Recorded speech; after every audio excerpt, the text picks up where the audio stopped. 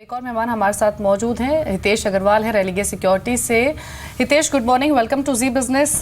जो बजट का यूफोरिया है वो इस हफ्ते भी मेंटेन है क्योंकि 8800 के नज़दीक अब निफ्टी आ चुका है। अब आरबीआई पॉलिसी, कई क्रूशल अर्निंग्स है जो इस हफ्ते का ट्रेड डिसाइड करेंगी। आपकी एक्सपेक्टेशंस क्या हैं, कैसे मार्केट का मूव एक्सपेक्ट कर रहे हैं?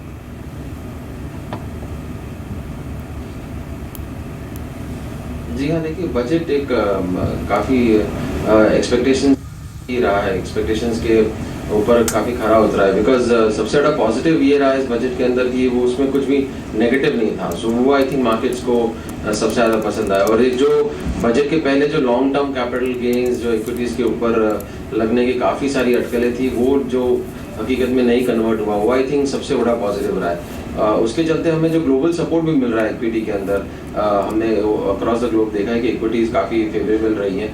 तो उसके चलते भी हमें काफ़ी पॉजिटिव सपोर्ट मिल रहा है। अगर आप मैं डेटा पॉइंट ऑफ व्यू की बात करूं, खाली एक डेटा की पॉइंट तो आप 15 जनवरी से देखिए, आप पिछले 2-3 हफ्ते से एफआईआईज वापस आ चुके हैं। तो लगभग 15 जनवरी तक, अक्टूबर से शुरू किया था उन्होंने सेलिंग, और 15 जनवरी तक सेलिंग चल रही थी। 15 जनवरी के बाद practically almost every day FIIs की बाइंग रही है इंडियन इक्विटी में, which is a very positive sign. और 15 जनवरी से लेकर अब तक ऑलमोस्ट 3,500-4 हज़ार करोड़ की वो लोग बाइंग कर चुके हैं। इसके प्रति अक्टूबर से लेकर 15 जनवरी तक वो लोग लगभग 32,000 करोड़ की सेलिंग कर चुके थे। सो आई थिंक एक बहुत पॉजिटिव टर्न हो रहा है, काफ़ी पॉजिटिव इंडियन इक्विटी के फेवर में, और domestic mutual funds already buying थे। तो आई थिंक ये इंडिया स्टोरी है। डिमोनेटाइजेशन का हमने देखा कि इम्पैक्ट ज़्यादा नहीं आया, वो एक पॉजिटिव सरप्राइज रहा है। सो काफ़ी सारे फैक्टर्स हैं जो इंडिया के फेवर में, जो नेगेटिव जा सकते थे वो पॉजिटिव में हो रहे हैं। सो आई थिंक अर्निंग्स सीजन में हमने देखा कि कुछ भी नेगेटिव एज सच बड़ा नेगेटिव कॉर्पोरेट अर्निंग्स पे इम्पैक्ट नहीं है। तो I think this is something which is work really well. और इसके चलते हमने ऑलमोस्ट 800-900 पॉइंट का निफ्टी रैली देख लिया non stop, which is I think छोटा मोटा करेक्शन आ सकता है, पुल बैक्स हो सकते हैं, but I think overall momentum जारी रहेगा। बिल्कुल। एक बार फिर से निफ्टी बैंक को देखते हैं। ये 1% से ज़्यादा की तेज़ी अब दिखा रहा है। जय, आखिरी सवाल होगा आपसे, आप इस समय निफ्टी बैंक पर कोई कॉल लेना चाहेंगे या फिर इसके किसी कंपोनेंट पे, जैसे ICICI बैंक या फिर इंडसइंड बैंक, PNB जो कि आज के हैवी मूवर हैं? Well Mir, banks, private sector and PSU vector stock specifically मुझे काफ़ी पसंद ही है। PNB भी अच्छा है डेफिनेटली, जैसे हमने डिस्कस किया था कि along with SBI and bank of Baroda, जो मैंने बताया कि Allahabad bank and Orient bank पसंद है PSU में। And among the large caps private sector banks जो मैंने बताया कि I definitely like ICICI bank यहाँ से भी। एंड कहीं ना कहीं मुझे ऐसा लग रहा है कि इंडसइंड बैंक में और येस बैंक में जो हिसाब का मोमेंटम है वहाँ पर भी अच्छी बढ़त देखने मिल सकती है। बट देन इंडेक्स स्पेसिफिक भी काफ़ी अच्छा मूव देखने मिल रहा है। और मुझे ऐसा लग रहा है जो हिसाब से आज के ट्रेडिंग सेशन में 20,300-310 के ऊपर एक ब्रेकआउट देखने मिला है, इट्स अ फ्रेश ब्रेकआउट। तो आई थिंक यहाँ से भी एक अच्छी बढ़त देखने मिल सकती है। शॉर्ट टर्म में ट्रेडर्स के लिए अपॉर्चुनिटी है। इमीडिएट टारगेट 20,575 बनेगा, उसके ऊपर 20,650 और उसके ऊपर निकलता है Meer, then I think it's going to be a lifetime high as far as the bank Nifty futures is concern. So I think momentum काफ़ी स्ट्रॉन्ग है और मुझे तो ऐसा लग रहा है कि चांसेस काफ़ी ज़्यादा है कि यहाँ से लाइफ टाइम हाई बनाकर ही निकले bank Nifty. So I think traders को बाय करना चाहिए। ऑन दी लोअर साइड जो मैंने पहले बताया था कि 19,750 का एक स्टॉप लॉस रहेगा, that should be now trail to 20,100। जी, शुक्रिया जय आपका शामिल होने के लिए शो में, अपने व्यूज शेयर करने के लिए। अब एक और मेहमान हमारे साथ मौजूद हैं, VK शर्मा है HDFC सिक्योरिटी से। शर्मा साहब नमस्कार, स्वागत है आपका। अभी 8800 के नज़दीक तो निफ्टी आ चुका है, नेक्स्ट टारगेट्स क्या लग रहे हैं? क्या पॉसिबिलिटी है जल्दी 9,000 या फिर उसके बियॉन्ड जाने की? मेरे ख्याल से अगर 9,000 के ऊपर कभी मार्केट इंट्राडे टर्म्स में जरूर गया है, लेकिन कभी क्लोज नहीं हुआ। अगर ये 9,000 के ऊपर क्लोजिंग आती है तो ये बिल्कुल रिकॉर्ड होगा, और उसकी अभी मेरे ख्याल से जाने की संभावनाएं तो हैं, लेकिन बड़ा रेजिस्टेंस है, और वो बड़ा रेजिस्टेंस आता है 8920 के आसपास। एसेंशली अगर हम ये देखें कि जो हमने मार्च 2015 का जो हाई था 9120, उसके बाद में सितंबर 2016 का जो टॉप था 8970, उनको अब जेड़ें तो 8920 का एक लेवल आता है, तो वहाँ पे एक बड़ा रेजिस्टेंस पहले आता है, तो वहाँ तक तो जा सकता है। हमारे अपना टारगेट 8,840 का था, अब इसको ऊपर बढ़ा के 8,920 कर रहे हैं। लेकिन ये मार्केट है वरीज को क्लाइम कर रहा है, और ऐसे वक्त में अच्छी बात है, और यहाँ पे अभी भी जो एक वरी जो मार्केट को डरा रही है 9,000 का लेवल लाने से, वो है कि इनके जो 6 स्टेट्स के जो रिजल्ट्स हैं वो किस और ये ऊंट किस करवट बैठेगा। तो ये एक वरी है जो अल्टीमेटली क्लाइम हो सकती है। तो मेरे ख्याल से अभी भी मार्केट पॉजिटिव बाइस लिए हुए हैं, लेकिन 8,900 के ऊपर एक बार शायद ये रिजल्ट्स आना चाहेंगे कि उसके बाद ही पॉसिबल हो पाएगा। लेकिन शर्मा जी, बजट के बाद भी सेंटिमेंट अच्छा है। अब आरबीआई की पॉलिसी है परसों, और कम से कम ये एक्सपेक्टेड है कि इस पॉलिसी में हो या नहीं हो, लेकिन आगे जाके रेट्स और नीचे जाना तय है। आपने बजट के बाद कुछ ऐड किया है क्या पोर्टफोलियो में? देखिए, बजट के बाद हमने कुछ नया तो ऐड नहीं किया है, लेकिन ये जरूर कर रहे हैं कि हमने लोगों का ढांढस बंधाया है। एक ये बजट अच्छा आया, ऊपर से जो नंबर आएंगे, आपके चैनल में पहले बोल चुका हूँ, जो नंबर आएंगे या इकोनॉमिक डेटा आएगा वो अगर खराब आता है तो ये कहा जाएगा कि एक पासिंग फेस है। इसलिए क्योंकि जो कैश क्रंच का जो मेजर दौर था वो जा चुका है नवंबर दिसंबर के एंड में। तो अब ऑब्वियसली यहाँ से वो नंबर मार्केट को गलत नहीं कर सकते।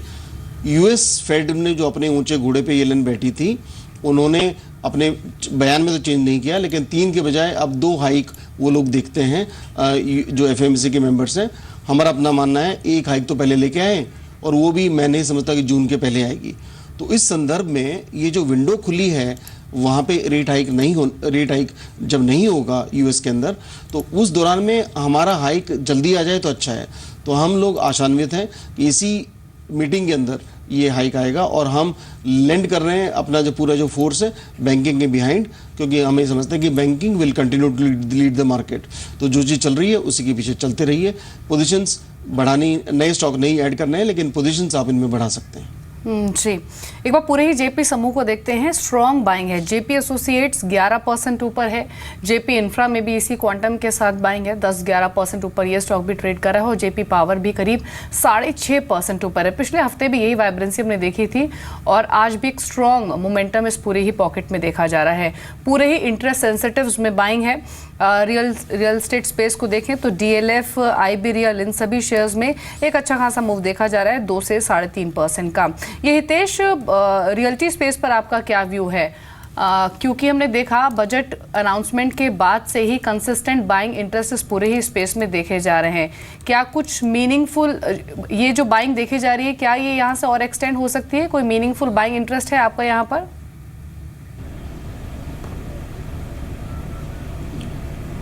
नहीं जी, देखिए ब्रॉडली सेक्टोरली हमने रियल एस्टेट के ऊपर हमारा कोई बहुत बड़ा पॉजिटिव व्यू नहीं है। नो डाउट अफोर्डेबल हाउसिंग के ऊपर जो इंफ्रास्ट्रक्चर स्टेटस दिया गया है, अगर आप देखें तो पूरी तरह से कोई भी company as such real estate company affordable housing क्षेत्र में डेडिकेटेड नहीं है। सो रियल एस्टेट, लेकिन अब अगर मोटे तौर पर देखें, अगर आप क्वार्टरली नंबर्स देख लें, इस तिमाही के देखें या पिछले कई तिमाही के देखें, तो एक टॉप लाइन ग्रोथ विजिबल नहीं है। और डिमोनेटाइजेशन के बाद तो और सेल्स में प्रॉब्लम, टॉप लाइन पे और प्रॉब्लम ही आई है। सो आई थिंक रियल एस्टेट अभी और हमारे हिसाब से 2-3-4 क्वार्टर तक टॉप लाइन में और सेल्स में प्रॉब्लम आएगी। और at this point of time जिस हिसाब से उनकी बैलेंस शीट की भी क्वालिटी है, जिस हिसाब से हाई डेट है, I don't think real estate directly real estate stocks के ऊपर हम पॉजिटिव व्यू लेना चाहेंगे at this point of time. But क्योंकि अफोर्डेबल हाउसिंग के ऊपर इंफ्रास्ट्रक्चर स्टेटस बजट ने दिया है, प्रपोजल दिया है, और हमारा व्यू एनबीएफसीज जो हाउसिंग फाइनेंस एनबीएफसीज हैं उनके ऊपर हमारा पॉजिटिव व्यू काफ़ी समय से बना हुआ है। सो हम उसके ज़रिए ये स्टोरी को खेलना चाहेंगे। जी शर्मा साहब, जो प्राइवेट बैंक्स के अर्निंग्स आई हैं वो मोर और लेस मार्केट एक्सपेक्टेशंस के हिसाब से या फिर टुवर्ड्स बेटर साइड ही आई हैं। कोई स्टॉक आपने रीरेट किया है क्या post earnings? IndusInd bank, ICICI bank, axis bank, HDFC bank, इनमें से? देखिए, ये हमारा अपना मानना है कि हमने कोई रीरेट तो नहीं है। जो बाई कॉल था इंडसइंड पे वो जारी है, और इंडसइंड बैंक बड़े बैंकों के अंदर, एचडीएफसी ऑब्वियसली हम नहीं बोल सकते उसके ऊपर क्योंकि हमारा पेरेंट है, लेकिन इंडसइंड बैंक डेफिनेटली बड़े बैंकों के अंदर एक ऐसा स्टॉक है जिसने लीडरशिप दिखाई लोगों को। पहला वो देखिए का वो चावल इंडसइंड बैंक जो मार्केट ने देखा कि खिचड़ी कैसी पकी है डीमोनेटाइजेशन के बाद, तो इसकी जो अर्निंग्स अपेक्षा से बेहतर आए, तो वो मेरे ख्याल से सबसे अच्छा कॉन्फिडेंस वाली बात है। बड़ा बैंक होने के बावजूद इस पर इतना फ़र्क नहीं पड़ा है, तो उस पर हम कंटिन्यू टू बाय करेंगे। और जो छोटे बैंक जो स्टॉक्स हैं जैसे RBL, वहाँ पे भी हम इन्वेस्टर्स को कह रहे हैं कि हालांकि ये ऑल टाइम हाई के आसपास है, पर फिर भी आप इस पर तवज्जो दे सकते हैं। ऑब्वियसली महंगा है, 4 टाइम्स बुक आपको मिलता है हिस्टोरिक अर्निंग्स के, हिस्टोरिक बुक वैल्यू के ऊपर, लेकिन आने वाला जो ग्रोथ है 40% CAGR से जो कंपनी ग्रो करती है आपको कॉन्फिडेंस देती है। ये देखते हुए कि इसके जो NPAs हैं 0.6% के अंडर हैं, तो आप इसमें गिरावट पे, या जिसके पास नहीं है वो इमीडिएटली भी इस वक्त भी इनको अपने स्टॉक को पोर्टफोलियो में ऐड कर सकता है। बैंकिंग इकोनॉमी से बेहतर ग्रो करता है, और मैं समझता हूँ कि एक आम आदमी के पोर्टफोलियो में 30 से 35% बैंकिंग होना चाहिए। बैंकिंग की आपने बात की, और आज लिटरली बैंकिंग स्टॉक्स जो हैं या फिर निफ्टी बैंक वो मार्केट को लीड कर रहा है। ऑलमोस्ट 1.25% ऊपर निफ्टी बैंक है इस समय, यानी 225 अंकों की तेज़ी है। निफ्टी फ्यूचर्स ऑलरेडी 8800 के पार है, और निफ्टी स्पॉट भी काफ़ी नज़दीक है, 4-5 पॉइंट्स का गैप है, 8798 तक ये गया भी था। It's a matter of time कि ये इसे क्रॉस करेगा। सेंसेक्स 185-190 पॉइंट ऊपर इस समय ट्रेड कर रहा है, तो ये डेफिनेटली ओवरऑल जो सेटअप है मार्केट का वो अच्छा लग रहा है। शर्मा जी, अब बजट से पहले काफ़ी लोग ये कह भी रहे थे कि मार्केट ऑलरेडी इतना चल चुका है, थोड़ा बहुत ओवर हीटेड है, एंड हो सकता है कि बजट के बाद गिरे। लेकिन आई थिंक बजट में क्योंकि कोई बड़ा नेगेटिव निकला नहीं, एंड इनफैक्ट फिस्कल कंसोलिडेशन को लेकर जो डर था या फिर LTCG को लेकर, वो पूरी तरह से सबसाइड हो गया है। सो आप जो पहले कह रहे थे कि 9000 डेफिनेटली मार्केट इसे चेस कर सकता है, मैं एक्चुअली दूसरा सवाल पूछ रहा हूँ आपसे कि चलिए ये तो एक शॉर्ट टर्म बात होगी कि 9000 को चेस करेगा या नहीं करेगा, लेकिन Q3 नंबर्स भी जिस तरह के रहे हैं उसमें कोई बहुत बड़ा नेगेटिव मार्केट के लिए निकला नहीं है। And on top of it if you have rates coming down जिसके इंडिकेशन है, तो ये एक बहुत अच्छा कॉम्बिनेशन बनता है मार्केट के लिए, and it can actually become an engine यहाँ से इंडेक्स के लिए। आपने मेरे ही शब्द निकाल के बता दिए हैं, तो I fully agree with you Meher कि ये सब जो आप कह रहे हैं संभव है।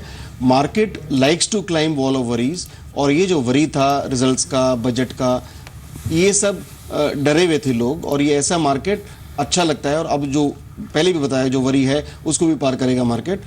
तो बैंकिंग के अंदर जो आपने जिक्र किया, मैं एक चीज़ और देखी है इसके अंदर कि अगर हम डेरिवेटिव्स पे नज़र डालें तो पिछले 6 इस सीरीज़ के 6 सेशन के अंदर इसने 40 करीब 47 या 44% जैसा इसने OI ऐड किया है। ऐसा हिस्ट्री में हम पहले गए थोड़ा रिसर्च करके तो देखा कि 2014 में एक महीना ऐसा था जिसके अंदर 47% पहले 6 दिनों के अंदर ऐड हुआ था। तो वो वहाँ पे हमने देखा कि निफ्टी उस सीरीज़ में 17% ऊपर क्लोज हुआ। हालांकि जब ये 47% OI उसमें ऐड हुआ था तब तक वो 10% ऐड बढ़ चुका था निफ्टी, तो वहाँ पे भी 7% की और जगह थी। तो मेरा ये मानना है कि bank Nifty will take the lead और निफ्टी विल फॉलो। तो यहाँ पे इस संदर्भ में अगर आपको निफ्टी पे लगाना हो तो उससे बजाय बैंक निफ्टी पे अपनी बाजियाँ लगाएं, और अगर स्टॉक्स में कुछ और देखना हो उसके बनिस्बत आप बैंकिंग से स्टॉक्स चुनेंगे तो आप एक बेहतर फुटिंग पे रहेंगे। और जो मैं समझता हूँ कि ये जो आने वाले समाचार हैं उनमें भरपूर उसको आप राइड कर पाएंगे, पॉजिटिव आउटकम आपको मिल पाएगा। जी हितेश, इस हफ्ते के अगर अर्निंग्स देखें तो SBI PNB ये 2 नंबर्स अहम रहेंगे मार्केट के लिहाज से। ये दोनों ही नंबर्स को लेकर क्या एक्सपेक्टेशंस हैं आपकी?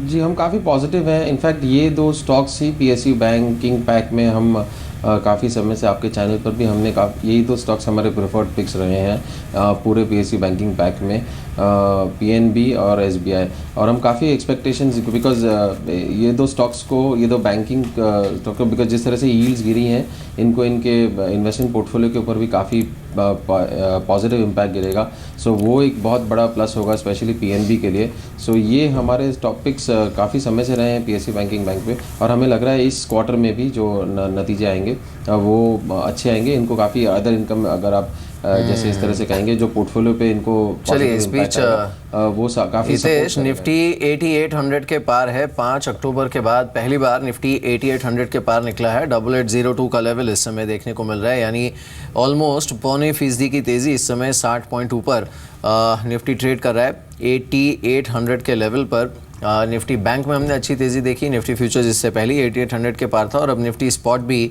8800 के पार कंफर्टेबली होल्ड करते हुए ICICI बैंक इसमें टॉप कंट्रीब्यूटर है 2.25% ऊपर। आयशर मोटर्स, इंडसइंड बैंक, हीरो मोटोकॉर्प, स्टेट बैंक ऑफ इंडिया, एक्सिस बैंक, भारती इंफ्राटेल, ये सारे काउंटर्स ऐसे हैं जो कि अच्छा इस समय मार्केट को सपोर्ट कर रहे हैं। अच्छी चीज़ ये है कि सेक्टोरली अगर आप देखें इस समय मार्केट का ब्रेकअप, तो सारे ही जो सेक्टोरल इंडाइसेस हैं वो भी हरे निशान में ट्रेड कर रहे हैं।